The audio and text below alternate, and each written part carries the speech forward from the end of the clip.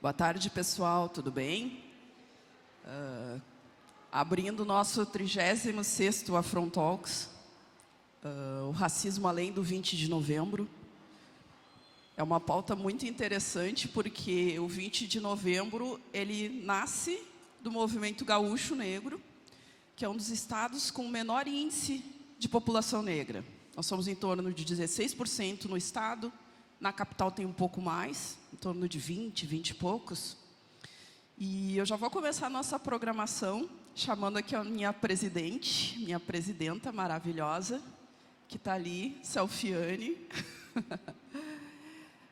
A Maria Cristina Ferreira dos Santos, além de nossa presidente, é contemporânea de Oliveira Silveira, o criador, né? Ela participou de toda a efervescência dessa construção de uma data mais consciente do que aquela de maio, né? Que tu chama de Te Vira Negrão, Te Vira Negrona. Então, Cris, por favor, elucida um pouco mais a gente sobre isso. Bom, eu saúdo meus mais velhos, meus mais novos, meus iguais. E todas, todos e todos. A Onília falou, eu não fiz parte, porque eu não era assim, né? Eu sou nova, não sou tão velha assim. Mas peguei o início, né, de quando isso foi gerado, vamos dizer assim. Realmente, o Rio Grande do Sul, ele, como a Onília falou, é um dos estados de menor população negra do Brasil, só perde para Santa Catarina. Mas o movimento social negro daqui é um dos mais fortes. Eu sempre digo que aqui, né, nós temos o maior número de casos de religião de matriz africana, maior número de clubes negros. Aqui nasceu o 20 de novembro e essa militância é muito respeitada por isso. E eu fico assim muito feliz, porque deixamos sementes, né? A Bieta, a Mariana, que não está aqui hoje. Eu vejo assim essas mulheres que eram menininhas, né? Quando a gente estava debatendo essa temática, elas estavam na nossa volta, a Lisiane, estavam tudo por ali. Então a gente vê que nossos passos vêm de longe e que teve resultado. A gente tem para quem estudar, entregar o bastão. E eu conheço Oliveira Silveira, um amigo pessoal, alguém que eu admirava e admiro.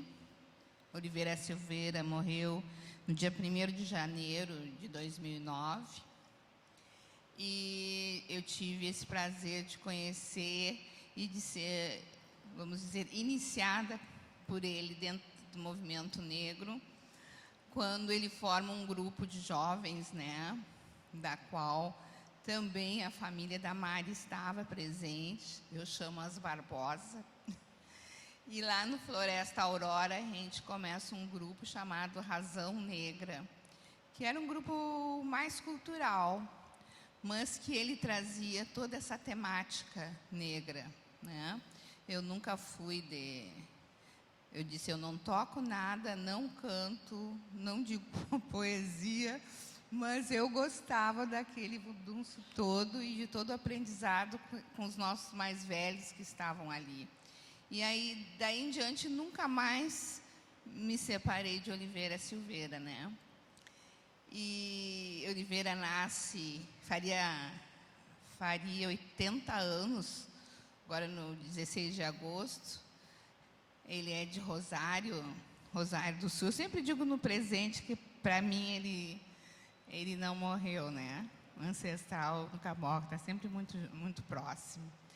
E Oliveira, então, mas com outros amigos, cria o Grupo Palmares, né? Eram 6 homens.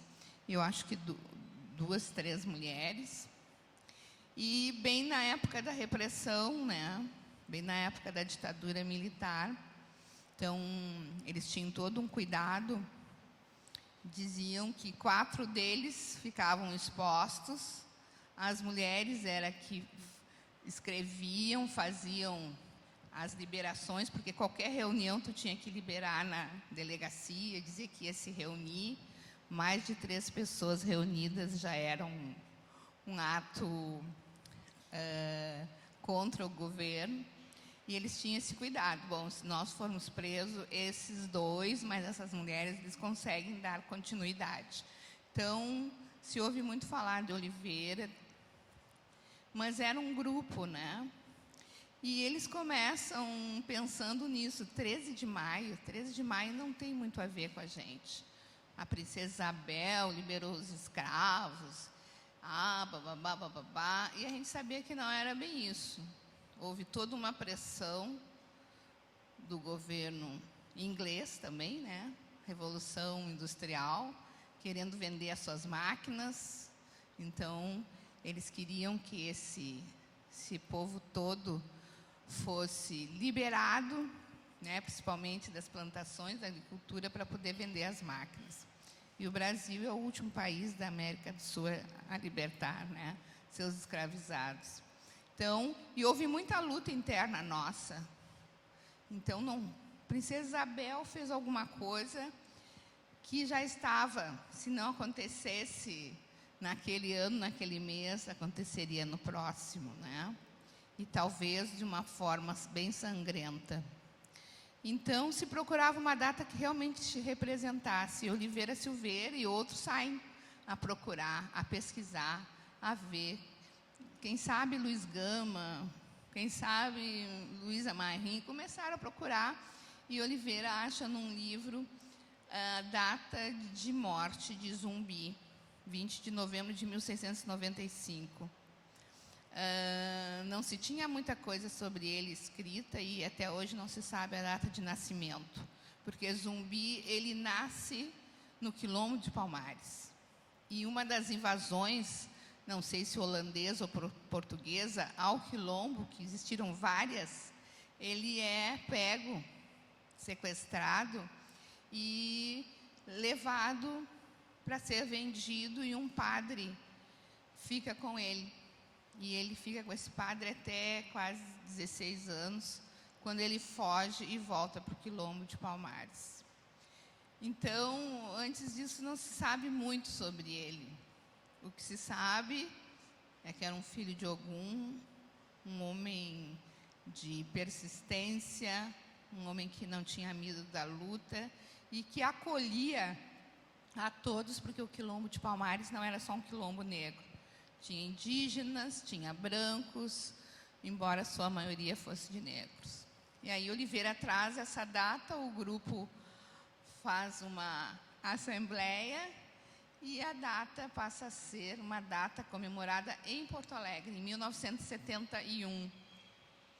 Em 78, essa data vai para uma grande assembleia do MNU, do Movimento Negro Unificado, em São Paulo, e lá, então, ela é tirada como uma data nacional.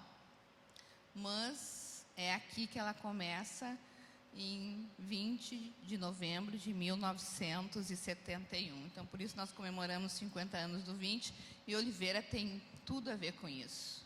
Eu sempre digo que ele era o homem mais coerente que eu já conheci na minha vida. Ele andava, o pensamento, a fala e a ação dele, ele era tremendamente coerente. E é muito, gente, é muito difícil ter essa coerência 24 horas. E aí falava, Oliveira é radical, ele não admitia muito casamentos, né, interraciais, enfim. Mas ele tinha uma coisa também com a Igreja Católica, que a Igreja Católica foi uma das grandes forças, né, que manteve a escravidão, que liberou a escravização de africanos. A Igreja, o Papa, ele era muito mais importante que reis e rainhas na época. Então, todo mundo vinha ali Papa, vamos fazer isso? Não, pode ir, que eles não têm alma, pode trazer, fazer, acontecer. E assim foi feito. E Oliveira tinha uma bronca disso. E eu acho que a maior prova disso é que ele não leva a filha ao altar. A única filha, a Nayara, que hoje é presidente da Associação Negra de Cultura, na qual eu sou conselheira, a única filha, no dia do casamento, ele não foi, para não entrar na igreja. Eu imagino que deve ter sido muito difícil para ele, porque aquela filha era tudo, né? E ele não ir na igreja com ela. Depois saiu, foi para a festa, tudo bem, correu tudo como tinha que ser. Mas na igreja, ele disse, quem me escravizou, de jeito e maneira eu vou entrar na igreja. Então, e assim ele era. Muito uma pessoa doce, nunca falava alto, nunca batia na mesa, nunca vi Oliveira brigar com ninguém, mas ele era firme, muito firme e muito coerente também. Talvez por isso algumas pessoas diziam que ele era muito radical. Mas então esse dia é de todos nós. E a gente também saúda este homem que foi tão importante, que até hoje produz. Ele não fez só isso, né? Ele era professor de letras, de literatura, ele forma vários grupos de jovens, não só o Razão Negra, o grupo Semba, de dança. Ele estava sempre unindo as pessoas, indo na casa da gente, indicando livros, dando cursos. Então, ele foi um grande semeador também. Eu me sinto muito honrada e tenho certeza que ele hoje deve estar conosco aqui. Então, salve 20 de novembro, salve o dia de reflexão sobre toda a nossa trajetória, salve aqueles que vieram antes de nós, e cada um de nós aqui tem essa responsabilidade de dar continuidade à luta, de não retroceder. Porque se eles, naquela época, não tinham internet, não tinha celular, os acessos eram muito difíceis e eles fizeram tudo isso, nós temos a obrigação de fazer melhor. Então, salve 20 de novembro e muito obrigada pela presença de todos aqui.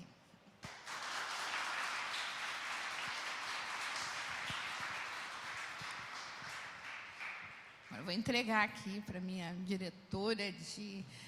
Antes eu quero novamente agradecer a presença de todos no nosso jantar maravilhoso ontem, e um especial para a Rejane, para a Mari, para a Aline, que trabalharam muito para que isso fosse o sucesso que foi. Muito obrigada, e muitos outros virão. Um beijo. Então, pessoal, o Afrontalks, ele nasce com a ideia de afronta mesmo. A gente brinca que o Afrontalks é a cada ato uma afronta. O Momento Griot, ele foi pensado porque... Quantos de vocês sabiam essa história de Oliveira Silveira? Eu acho que a maioria sabe que o 20 de novembro nasceu aqui no Sul, aqui em Porto Alegre. Mas a gente não sabe quem é essa figura, quem é esse Oliveira Silveira. A gente não estuda na escola sobre isso. A gente não estuda sobre o movimento de resistência negra em Porto Alegre. Então, o Momento Griot é um momento de afronta ao desconhecimento, à falta de informação sobre a nossa história. Quando a Cris fala do Quilombo dos Palmares, descobri que lá também tinham brancos, que lá também tinham índios, que na verdade era uma cidade. A gente, quando vê na escola o Quilombo, a gente pensa um aglomerado de tapera, sabe? E não, foi uma cidade com mais de 3.000 pessoas, se eu não me engano, né, Cris? Onde resistiu por mais de 100 anos as investidas da coroa portuguesa. Então, o Momento Griot é um momento de afronta ao desconhecimento. Mas ele não pode parar aqui no palco. Todos nós podemos acessar mais conhecimento sobre isso. Quando se fala tanto em ser antirracista, está na hora de todo mundo conhecer a história do negro. Todos precisam conhecer a nossa história e a nossa contribuição para a construção desse país. E dentro desse contexto, a gente vê aí que aproximadamente 0,6% de pessoas negras ocupam posições de destaque.